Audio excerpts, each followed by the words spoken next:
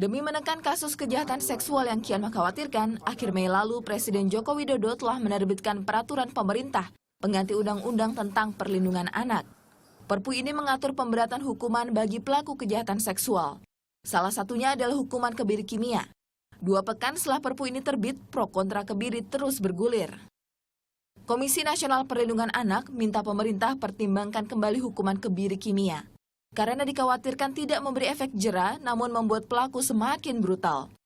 Kebiri kimia dinilai tidak memiliki unsur rehabilitasi, sehingga tidak mengubah perilaku jahat menjadi baik. Jadi harus ada unsur rehabilitasinya. Jangan justru menciptakan pelanggaran hak asasi manusia, walaupun mereka sudah melanggar HAM, tapi mohon hukuman tidak demikian, dan kemudian juga tidak menimbulkan dampak yang justru mereka akan dendam dan akan melampiaskan dengan tindakan yang lebih sadis dan lebih kejam lagi. Komnas Perlindungan Anak juga menyarankan pemerintah mempelajari ke sejumlah negara yang telah mempraktikkan kebiri kimia, sehingga dapat menilai efektivitas hukuman tersebut dalam menekan kasus kejahatan seksual. Di sejumlah negara yang telah menerapkan kebiri kimia, eksekusi dikerjakan oleh dokter. Ini juga belum dapat diterima tenaga medis Indonesia, karena dianggap bertentangan dengan perannya sebagai penyembuh. Dan memang ini satu dilema. Kalau kami dari kedokteran mengatakan bahwa pengobatan komprehensif, termasuk pengobatan psikiatri, mungkin itu satu jalan tengah yang terbaik.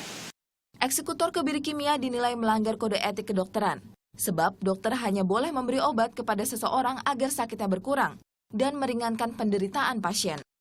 Tanggapi penolakan Ikatan Dokter Indonesia, Wakil Presiden Yusuf Kalla nyatakan menghormati pendapat IDI. Meski demikian, Wapres tegaskan hukuman kebiri harus tetap dijalankan bila divonis hakim dengan eksekutor oleh dokter non-sipil. Ya itu hak dia lah. Tapi kan ada juga dokter yang bukan anggota IDI itu kalau penugasan kayak dokter polisi. Ya sudah, pakai dokter polisi aja. Dia karena penugasan kan.